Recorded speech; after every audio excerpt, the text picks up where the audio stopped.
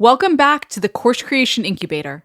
I'm Gina Onativia, online course coaching consultant, here to help you make the time for getting your course done. I don't know about you, but I'm obsessed with making the most of my time, especially as I'm juggling my consulting work, working with my students, raising a family, and making sure I make time for myself and get some quality runs in along the way. So Megan O'Leary is a dear, dear friend of mine and a co-collaborator in so many ways. She's the greatest copywriter I know. Megan has turned me on to a book called Deep Work by Cal Newport. I love this book because Cal writes about how we can maximize our time and really make a distinction between doing shallow work and focusing on deep, meaningful work. And when it comes to course creation, a lot of what we do as course creators is that deeper work where we need to sit down and really focus and work on our craft. Because that's what it is, right? It's a craft, it's an art. I want to talk today about some of the principles that I took away from Cal's book, with my own spin on them, of course, so you can really maximize your time while creating your online course. Because one of the big things that I did take away from reading this book a few times now is that I need to differentiate between when I'm doing deeper work, when I need to close my door, set my timer for 45 minutes, and really focus, versus the lighter work that I can get through while tennis is on in the background or Alex and I are watching Ewan McGregor and Long Way Up. First, let's define deep work. To create deep work means to, and this is from the book, produce at your peak level. It's the type of work that optimizes your performance. It's truly your greatest work, the best that you have to put out there. You're in the zone. I definitely want you putting out the best work when you're creating your online course, right? The best work based on your capability, based on what you want to provide for your students. Now, I get a lot of questions or doubts from some newbie course creators asking, how do I know this is really going to work for my students? Well, I think if you're providing what you think is your best work, then you're going to serve your students in a meaningful way. So you want to make time for this because this is the best of what you do or the best of your effort. And I think when you make time for this, you present your best self. Now, I want to have a quick sidebar here that this is not perfect work. There's no such thing in my mind as perfect work. And I've said this before and I'll say it again, that done is better than perfect.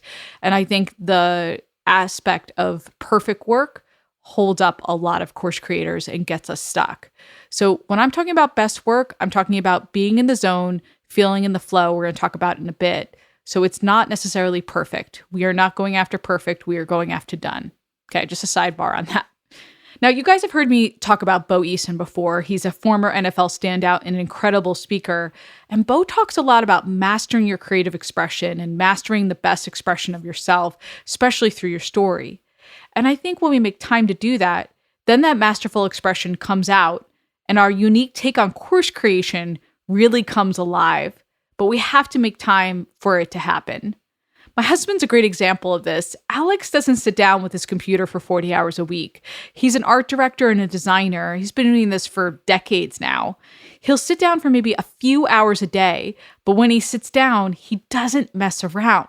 Because I know when he's ready to sit down and do the work, it's to do the deep work at hand. In the meantime, he'll pace the garage or kick a ball around outside to figure out exactly what he wants to create and design, but he doesn't sit down until he knows what he's doing, until he's ready for that deep work. So if you see my husband sitting down at his computer, know that he's doing his best work. He's doing the deep work. I have a dear friend, Laura, who I worked with at Tony Robbins back in the day. We were both content coordinators just starting out, meaning we would work on different products and events. Laura would work on our products, I would work on mine. Laura was legendary for leaving work on time every day because literally she would sit down at her desk, put her headphones on, and just focus for the time allotted during the day, and then get the heck out of there to do her other interest because she was a runner. She volunteered. She did Bible study. Laura was a master of deep work, focused work, and not being distracted. And we all looked up to Laura because of that. So if we take away nothing else from this episode, try to eliminate all distractions so you can focus on that deep work. Now, the flip side of this is acknowledging when it's time for shallow work, like I mentioned earlier. So while I was watching football, this was a week ago with the boys, I was in the dining room and I was trying to work on some podcast scripts, and I was really struggling to get through these scripts. And I thought to myself, this is not the time for deep work. Podcast scripts, equal deep work. I've got the Eagles on in the background. Tristan's asking me about igneous rocks. Thinking to myself, this is the time to answer emails and do some shallow work. This is not the time to take a deeper dive into I'm hoping to be brilliant podcast scripts. So acknowledge when it's time to do shallow work and know that another time can be set for deep work.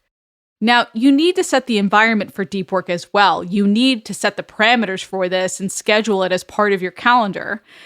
Newport talks about in the book some researchers, writers, etc., who escape into their writing cottages or another location to write. Now, I wish I had a writing cottage to escape to, right? But we're not going to work in work hives or head out to Starbucks to work right now.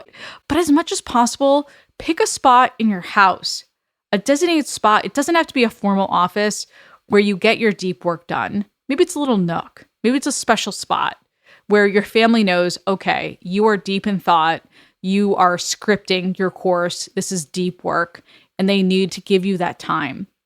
Now, once you designate that special spot, I want you to set up some time to do the deep work. In the book, Newport talks about how a certain writer gets up from, say, 5 to 7, and that's his deep work time. I was just talking to Megan about this the other day, and she said she had 4 slots scheduled over the week for deep work time. I loved hearing that because I had set up my own schedule of deep work time throughout the week.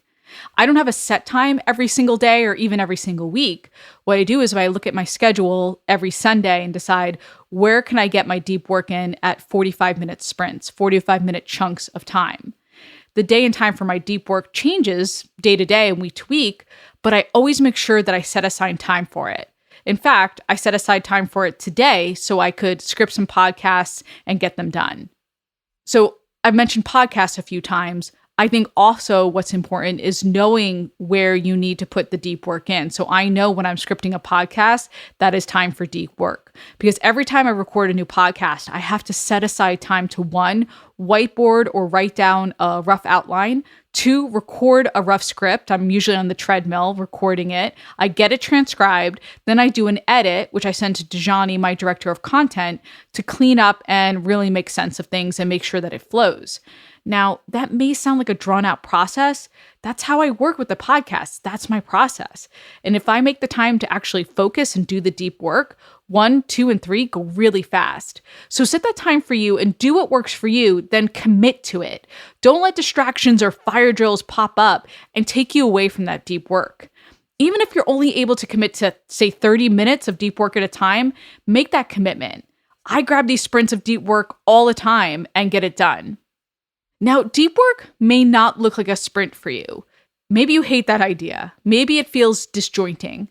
If that doesn't agree with you, set up a 4-hour block of deep work every Friday, for example, versus the sprints. It's so important that you make that commitment to deep work. So I'm going to give you a couple more tips to help you stick with it. Tip 1, cut out the constant connectivity. You do not need to check your email 24/7. I have to constantly remind myself that I do not need constant connectivity. I know it's hard. I totally get it. In the book, Newport writes about prolific writers, scientists, researchers disappearing for a day or a week at a time. I don't think you and I have that luxury as course creators and as entrepreneurs. If you're listening, you're maybe a mom, you've got a full-time job, you're a consultant. I know I can't disappear a week at a time, right? Way too many obligations. But think about instead having regular times where you check in and check your email. As much as possible, try not to allow yourself to be connected all the time. And I get it. This is harder than it sounds, right? Easier said than done. But that means maybe limiting yourself on email, social media, TV, for some of you, video games. I talked about how I deleted Twitter during election week because 1, it was just making me really anxious. And then 2, I felt like I was doing busy work on it, doom scrolling as they call it in 2020, just looking up what trends were going on and feeling like I needed to be connected. I've been off Twitter for a couple weeks now, and I can honestly say it feels good. Do I know the biggest trends happening right now? I do not, but that's okay. It doesn't bother me, and it frees up my headspace. I also recently watched Social Dilemma on Netflix, and because of that, I shut off my alerts on social media. That's really freed me up too, and not made me so trigger happy when I see an alert popping up on my phone. So that's made a difference. So not being constantly connected also means that you're not just doing busy work, that you're not looking at emails and sending a message here and there thinking that you're making progress, because really, what is it? It's not progress. That's not real progress for your course. In the book, Newport writes about a culture of connectivity makes life easier in that it creates an environment where it becomes acceptable to run your day out of your inbox, responding to the latest missive with alacrity, while others pile up behind it all the while feeling satisfactorily productive. We feel productive, but we're not. It's like when I used to work in corporate and people would book meetings all the time. I can't tell you how many of these meetings could have just been solved with a 5-minute phone call. Something succinct and simple that provides clarity instead of having a meeting with 7 people and completely wasting their time. So when you're measuring your productivity, you should be measuring how much of your course is done. Are your scripts done? Is your outline done? I don't want you doing the busy work because it takes away from the real progress that needs to happen with your course. Again, I know it's not reasonable to completely disconnect. This is one area of Newport's book that I was like, come on, dude. But as much as possible, how can you limit your connectivity? Cut back. My second tip, limit or accommodate the things that are a drain on you. This is what Newport talks about in the book as well. You know the things or people in your life that are draining. At Tony Robbins, we had a word, and I understand it so much better now. We talked about managing people, and I don't mean managing like a boss towards an employee. I mean managing people's states. I can guarantee you that you have certain friends or colleagues that you know when you walk into a room with them, virtually or in person, you'll need to manage their energy because it's either low energy or maybe it's manic energy, and you need to take care of them because maybe they're a little more high maintenance than you. So you need to manage those relationships because they're going to suck away energy from you, like an energy vampire. And you also need to think about the things or the tasks that are draining for you. For course creation, if you know scripting is an energy draining task for you, figure out how you can get help or how you can dedicate your deep work time to it, or how you can break up that deep work time to be mentally manageable and then give yourself a reward once you're done. Understanding what or who is draining you and setting that time or energy appropriately will save you time and energy in the long run. Here's what Newport says about this in the book. A workday driven by the shallow, from a neurological perspective, is likely to be a draining and upsetting day. Even most of the shallow things that capture your attention seem harmless or fun. So let's avoid that, shall we? Okay, tip number 3, I want you to find your flow. I'm sure you've heard about flow before, where you feel like you're in the zone, like from the sports perspective. You don't even have to think, it just comes naturally. And you want to find that flow as much as possible in your work. I've had students who find their flow at 2 a.m. and get lead magnets and get their scripts done. If that's what works for you, if that's when you're in the zone, do it. All right, wrapping this up, I want you to seriously make time for your deep work. Do that by cutting out the constant connectivity, limiting or accommodating the things or people that are draining for you, and maybe most importantly, finding your flow where you're at your most productive and happiness, so it feels effortless. This is so important to course creation. Making the time to create is so important because I know you have so many different priorities going on. Life gets in the way, but if you schedule that deep work and create that environment that supports you, you're going to look forward to it. You're going to actually get it done. Tony Robbins talks about if a task fulfills at least 3 of your human needs, then it'll create an addiction, a healthy addiction for you. And here are those 6 human needs real quick. Love and connection, significance, variety, certainty, growth, and contribution. So if a task fulfills 3 of these needs, it becomes an addiction, a healthy addiction. If you're truly getting in some deep work, I can see how it'll fulfill at least 3 of those needs.